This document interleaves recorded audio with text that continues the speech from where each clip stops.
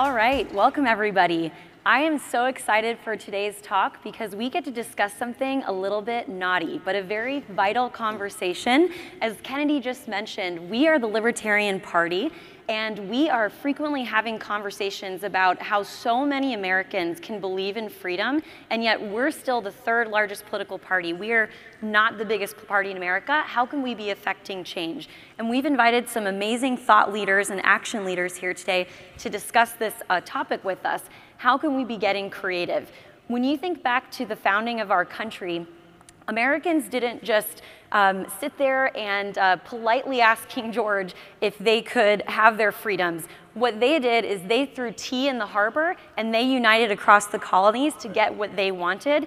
And we need to look to inspiration like this to make sure that we're getting creative in today's political age. So what we're going to be talking today is about thinking outside the ballot box. It's not just enough to run candidates and make sure that we are finding creative ways to win every other November. We want to be working outside of that to make sure that we are getting creative and making freedom happen as much as we possibly can. So today I'd like to introduce a couple of our speakers. We have here the chair of the Libertarian Party, Angela McArdle. Maj Toure, founder of Black Guns Matter, which is co-host of the Dark Horse podcast and reluctant radical Bret Weinstein. And co-host and founder of Rebel Educator and the Hannah Frankman podcast, Hannah Frankman. All right. And all weekend, we've been hearing about how this is such an important time, such a vital time, and I think everyone here can feel it. We have a huge group of people who've been rushing into the political conversation. Lots of people who love freedom, they'd rather stay out of politics, but we're seeing a big group of people rush in to help impact change. Bret, I'd love to hear a little bit from you about why do you think that is? Why is it that so many people are getting more involved in politics and trying to change the situation we're in now? Yeah, that's a good question. I think the answer comes down to a couple of main forces. One of them is that we have had what former NSA official William Binney called the turnkey totalitarian state erected around us. And the key thing that has allowed that to happen is that the turnkey totalitarian state is deadly boring when you look at it. Right? You have to scrutinize the pieces to understand how, when the key is turned, you will live under totalitarianism. So this has been built without people's notice for the most part. People have detected that something is off, for example, about the Patriot Act, that the label on the box doesn't match the contents of the box, but they don't know exactly what it's about. And COVID changed this.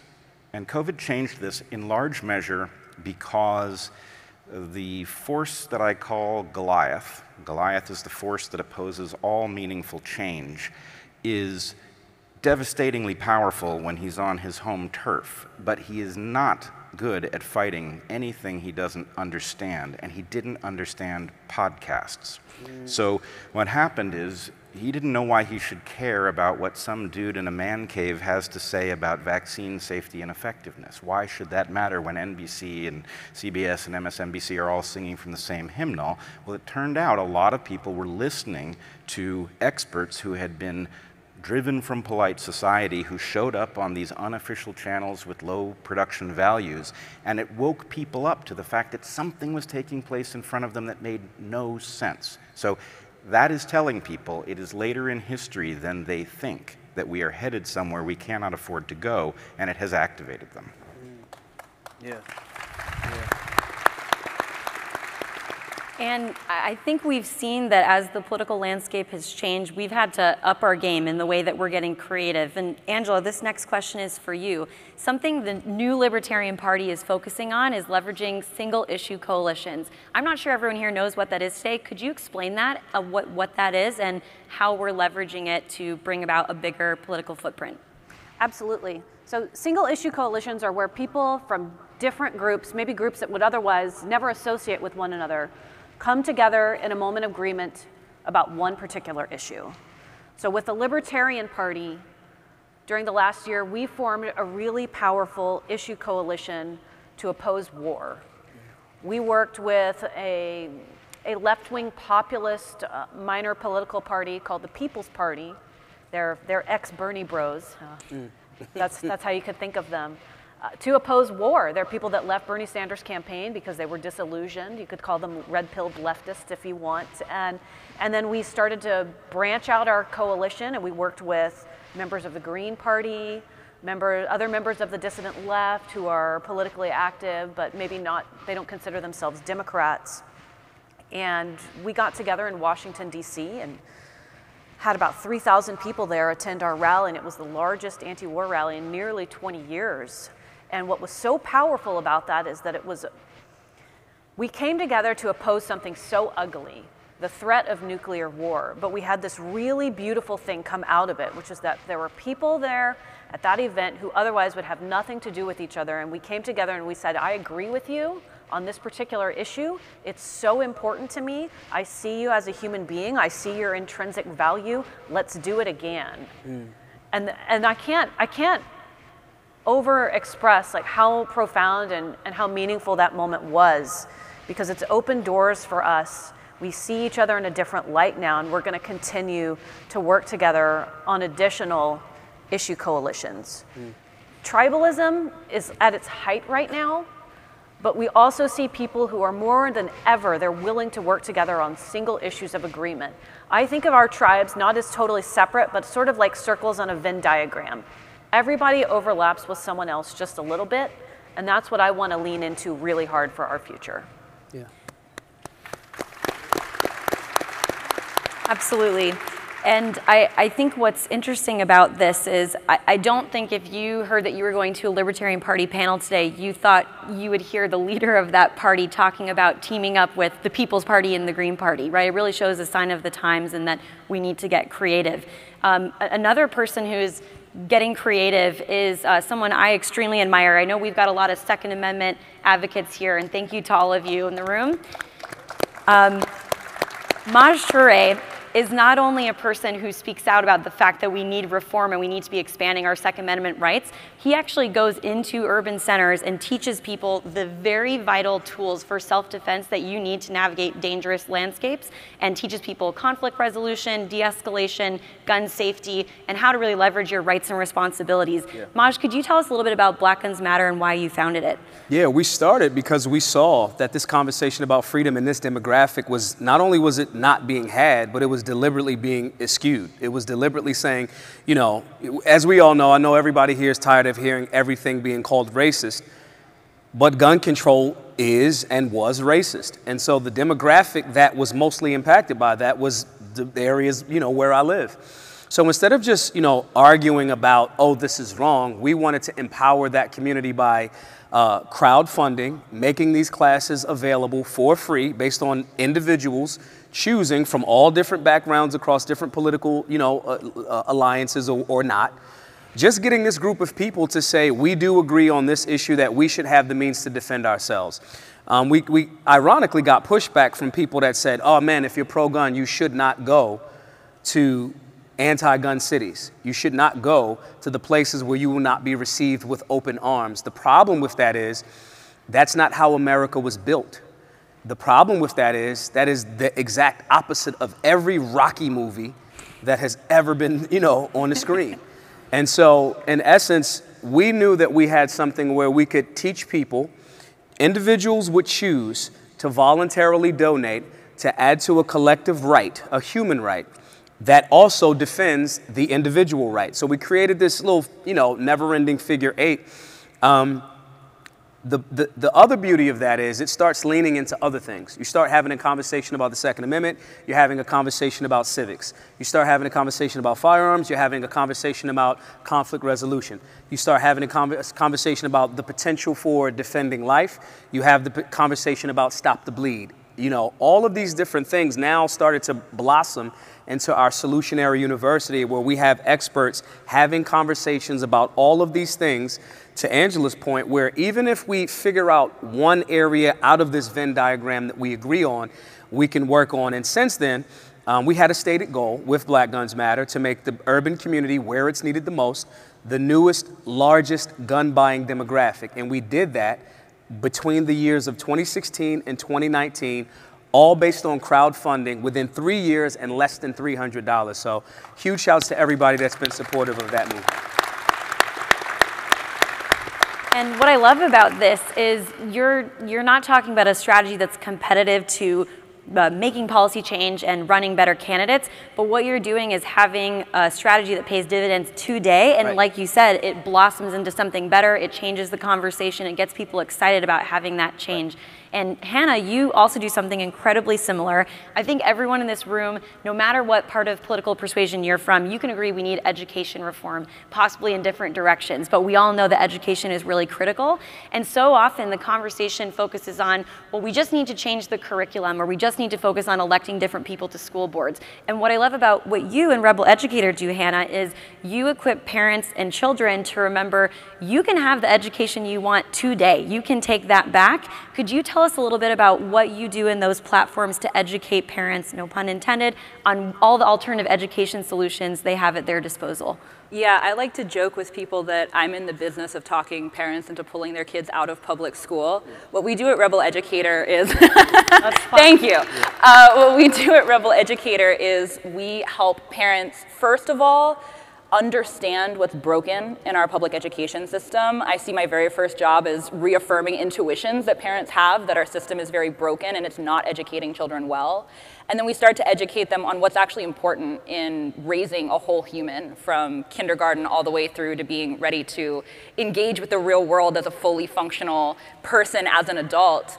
And we help parents see that there are a number of amazing education options out there that are very easily accessible. It's very easy to exit the system and find an alternative that's a great fit for your child, whether you're homeschooling them, whether you're sending them to a local micro school, a local public school, something online, but truly taking the raising of your child back into your own hands and not relying on the government to provide an quite frankly, very subpar and mediocre education for their children. And I'm very excited that this is an issue that the LP has become very interested in, because I think education is really important for a couple of reasons. One, it's an issue that truly does cross the aisle. It's an issue that people on the left care about, people on the right care about, and parents on both sides of the aisle know that the education that their child is getting in their district school at best isn't necessarily great, and at worst is sometimes setting kids up for failure, not success. And it's an issue that you can reach people on both sides with and build a coalition around, where people who wouldn't necessarily agree on other issues care about this. It's something that really should be non-political. And it's something that we see swinging elections because people care so much about this issue. And it's something that, you know, parents have a superpower, which is they have something that's external to them that they care about more than themselves, which is their children. And that's a very powerful position to be fighting from. It's also powerful because when you're exiting the system, you're making a very bold statement. You're not waiting for someone else's permission to, you know, you're waiting for an election cycle to maybe see a change. If you pull your kids out of public school, that is a very big statement to be making, that you care about the outcomes here and your vote will be allocated accordingly. And also, nothing matters more than the kids, really, because we can win everything else, but if we don't educate our children in a way where they don't hate their country and they don't feel guilty about their life goals or where they were born or the demographic that they're in, we can win everything and we'll lose it in the next generation because the kids don't care that we've won it. So the kids are the most important thing. Yeah. And I think you all hit the nail on the head. The themes I'm pulling out of everyone here in each of these creative strategies is we need to be hands-on, not wait for permission. We're libertarians, we don't do well with permission. So this is great. And in addition to that, we need to be outsmarting, outsmarting the state, and like you said, not waiting for this change to happen in an election cycle. And so as we think about how we're going to defeat this entity, which is not just the government, it's the climate of increasing authoritarianism, I think we need to look to new strategies and game theory. And so, Bret, this is something you talk about all the time on your podcast. What do you think is the interesting nature of the game that we're playing now, and how can we outsmart and choose a different game than the one the duopoly puts in front of us? You have to look at the picture from the perspective of an entity that wishes to exert control but doesn't have infinite resources. It has to figure out how to spend. And so the duopoly represents Goliath, and it owns enough properties to control races and political power sufficiently that it is never displaced. The way to beat it is to recognize where it hasn't invested because it's cheaped out or because it doesn't understand, and to leverage those. And so what you want to recognize is the game that Goliath wants you to play is the primaries will keep anything meaningful out of the general election, right? That can fail. Trump proved that can fail, but in general, the parties control what makes it to the general election, and what makes it to the general election is uninteresting. It will not exert an important force for change. If you attempt to leave that system, then you become the spoiler, and that spoiler is the worst thing in the race, and so nobody wants to join a spoiler effort because they don't want to be blamed for electing the greater evil. If you can't escape that game, you've lost. So what you either have to do is stare down the accusation of spoiler and say, are you telling me that if Ralph Nader gets 1 vote and your candidate loses by 1 vote, that this is Ralph Nader's fault? Right? No, the fault is yours for running a candidate that couldn't defeat the other one. It's not Ralph Nader's fault. So you have to be able to advance a third-party effort and to be able to say, look, you've left us no choice. You keep denying us a candidate that would do anything that was in our interest. We have to run the risk of spoiling your election in order to exert a force in the interest of the public. Yeah. Absolutely. And this is a criticism we hear often in the party, right, is the spoiler vote. One man's spoiler is another man's swing voter, another man's kingmaker. And I think one of the places that the Libertarian Party can really help advance the field here is having very high standards and making sure that we're able to speak out for what it is we do want to see. We don't want this to be a vote against one candidate or another. We want to actually support candidates that have our values. And so, Angela, how do you think we are standing up to raise the bar for candidates in every political party, our own and outside of it?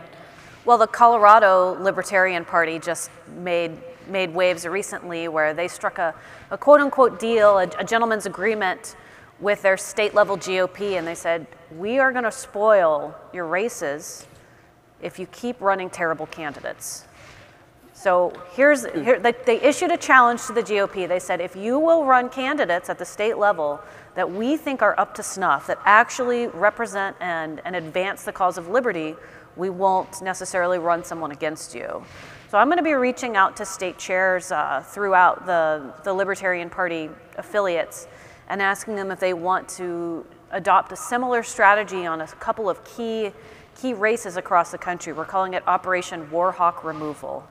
For the worst offending pro-war candidates, we don't care what party it is, we are coming for you, and we want to ruin your campaign during the primary season.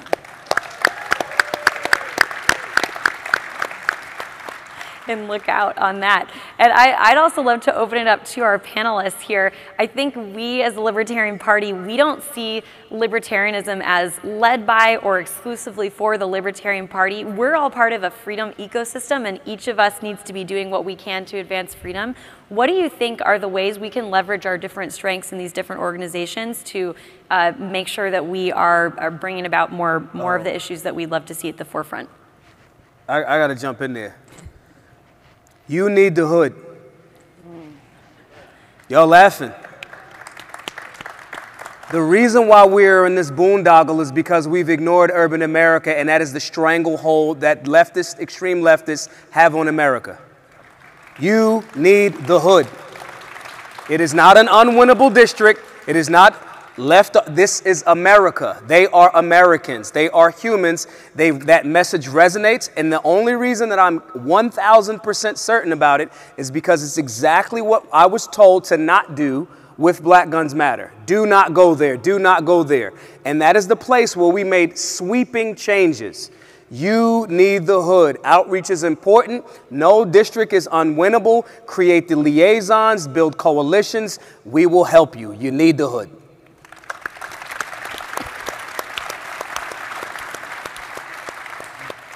We also need to exit the system in every place that we possibly can, because there's a large psychological component to this, where once you feel brave enough to exit the system in one place, you start to feel brave enough to stand up to it in other places too, which is why I care about education so much, because that is a huge systemic, it's a thing that, you know, everybody in every school district, every state across the country, we're all a part of this behemoth system.